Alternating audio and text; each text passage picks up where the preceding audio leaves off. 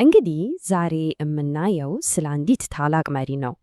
ስሟ በኢትዮጵያ ታሪክ ውስጥ በደማቁ ከተጻፈ የሀገርን ዕጣ ፈንታ ስለቀየረችው ስለ እቴጌ ጣይቱ ብጡል ነው። እስኪ በቀጥታ ከራሷ አንደበት በወጣ ቃል እንጀምር። ለአንድ ጣሊያናዊ ተደራዳሪ እንዲህ ብለዋለች። የኃይለኛ ቃል ብቻውን ምን ያህል ቆራጥ እና ጠንካራ መሪ እንደነበረች ከመነሻው ቁልጭ አድርጎ ያሳያል። እና ታሪኩ በርግጥ ምንድን ነው?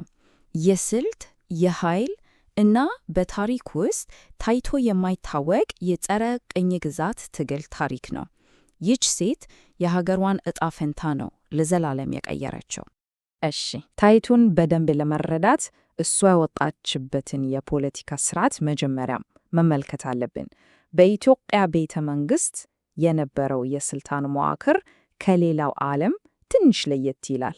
ያው እቴጌ የሚለው ቃል በራሱ ብዙ ነገር ይናገራል። ዝም ብሎ የክብር ስም ወይም የንጉሥ ሚስት ማለት አይደለም። ከንጉሠ ነገሥቱ ጎን እኩል ስልጣን ያለው እውነተኛ የፖለቲካ አጋርነትን የሚያመለክት ቦታ ነበር። እስኪ የዛን ጊዜዋን ኢትዮጵያ እናስባት። ሀገሪቱ ከዘመነ መሳፍንት እየወጣች ነበር። ማለትም ሀገሪቱ አንድ ማዕከላዊ መንግስት አልነበራትም። ይልቁንስ በየክልሉ በጦር አበጋዞች ተከፋፍላ ነበር። እንግዲህ ጣይቱ የተወለደችው በዚህ በተበታተነ ሁኔታ ውስጥ ነው። በኋላ ላይ ደግሞ ይህን ሁኔታ ለመቀየር ቁልፍ ሚና ተጫውታለች። ታዲያ ይቺ ሴት ማን ናት? ከየት መጣች? አስተዳደጓ ለዚህ ሁሉ ትልቅ ኃላፊነት እንዴት እንዳዘጋጃት እስኪ እንመልከት። በመጀመሪያ ደረጃ የዘር ሐረጓን እንይ። ዝም ብላ ከየትም ያመጣች አይደለች። በቀጥታ ከሰለሞናዊው ሥርወ መንግሥት ነው የምትመዘዘው። ቤተሰቦቿ ደግሞ በሰሜን ኢትዮጵያ ለዘመናት የገዙ ከፍተኛ የፖለቲካ ሥልጣን የነበራቸው ናቸው። አጎቷ፣ ቅድመ አያቷ ሁሉም ኃያላን ገዢዎች ነበሩ።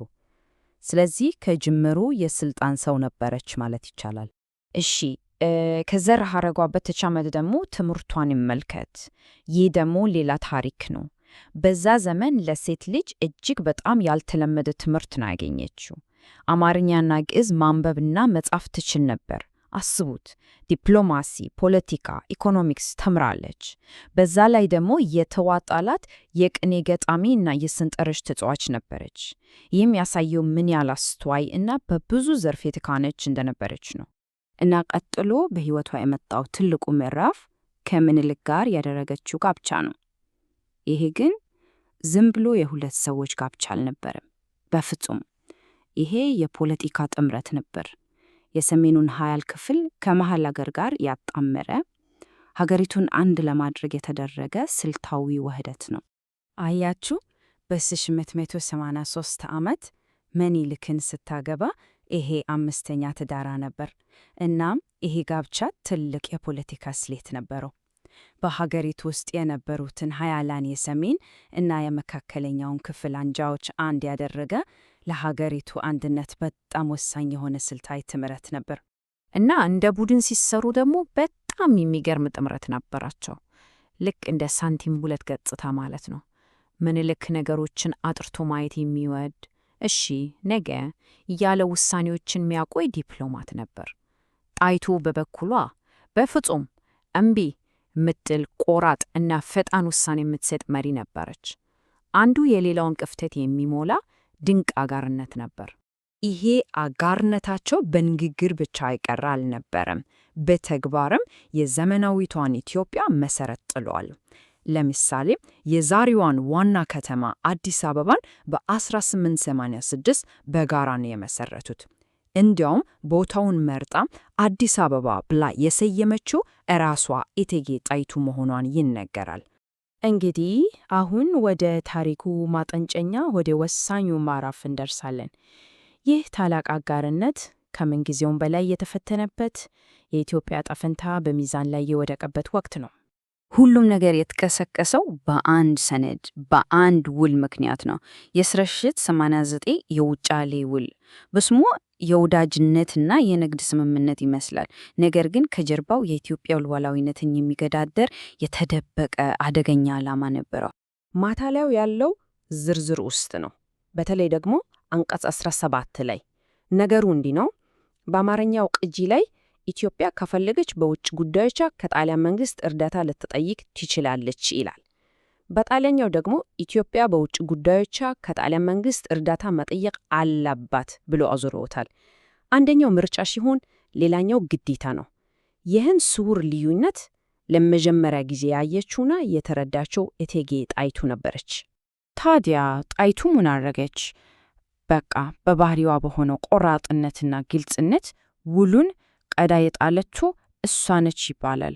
እሷ ነበረች ያመነቱ የነበሩትን ምኒልክንና ሌሎቹን መኳንንት በቃ ከዚህ በኋላ መታገል ነው ያለብን ብላ ያነሳሳችው። እና ሚናዋ ሰዎችን ማነሳሳት ብቻ አልነበረም። በፍጹም እሷ ራሷ የጦር ስትራቴጂስት ነበረች። አታላይ የሆነውን ውል ከማጋለጥ ጀምሮ መቀሌ ላይ የጣሊያንን ጦር ውሃ በመከልከል እንዲንበረከክ ያደረገው እሷ ስልት ነበር። በአድዋ ጦርነት ላይ የስለላ መረጃዎችን ትመረምር ነበር። አልፎ ተርፎም የራሷን የመድፈኞች ጦር ይዛ ዘምታለች። ይሄ የሚያሳየው አስተዋጽኦዋ ምን ያህል ስልታዊና ለድሉ ወሳኝ እንደነበር ነው። ታዲያ የዚህ ሁሉ ስልትና ቆረጠነት ውጤቱ ምን ሆነ? በታሪክ ማይረሳ ድል እና ይህ ቁጥር የድሉን ግዝፈት ያሳያል። 4,000 የጣሊያን ወታደሮች ተማረኩ። በወቅቱ ለአንድ የአውሮፓ ኃይል ይህ ትልቅ ውርደት ነበር።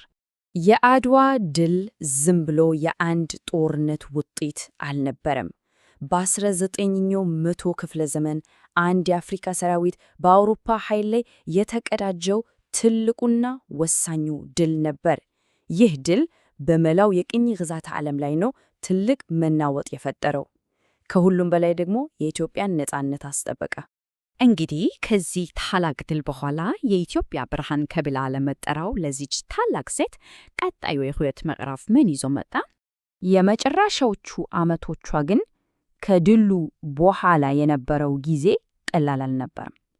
በ1906 ምኒልክ ሲታመሙ እንደራሴ ሆና ስልጣኑን ተረከበች። ነገር ግን በስልጣኗ የቀኑ ተቀናቃኞቿ በ1910 ከስልጣን እንድትወርድ አደረጓት። በ1913 ምኒልክ ሲያርፉ ደግሞ ወደ እንጦጦ ተወሰደ፣ ተገለለች። ምንም እንኳን የእንጀራ ልጇ ዘውዲቱ ስትነግስ እንድትመለስ ብትጠየቅም እሷ ፈቃደኛ አልሆነችም። ይህ የሚያሳየው የመጨረሻዎቹ ዓመታት በፖለቲካ ሽኩቻ የተሞሉ እንደነበሩ ነው። ነገር ግን ያ ሁሉ የፖለቲካ ሽኩቻ የእርሷን ውርስ ሊያጠፋው አልቻለም። ውርሷ ቀድሞውኑ በታሪክ ድንጋይ ላይ ተጽፏል። እሷ የዘመናዊቷ ኢትዮጵያ አንዷ ቁልፍ መሐንዲስ ነበረች። በመላው አፍሪካ ለነጻነት ለሚታገሉ ሁሉ የጸረ ቅኝ ግዛት ተጋድሎ ተምሳሌት ሆነች። ከሁሉም በላይ ደግሞ የኢትዮጵያ ነጻነት እንዲጠበቅ ያደረገችው ተግባሯ ለዘላለም ሲታወስ ይኖራል። በመጨረሻም የእቴጌ ጣይቱ ብጡል ታሪክ አንድ ትልቅ ጥያቄ እንድናነሳ ያደርገናል። ይሄውም የአንድ ሀገር ዕጣ ፈንታ በአንድ ገዢ ብቻ ሳይሆን በእኩልነት ላይ በተመሰረተ አጋርነት ሲቀረጽ ምን አይነት ውጤት ሊያስገኝ ይችላል?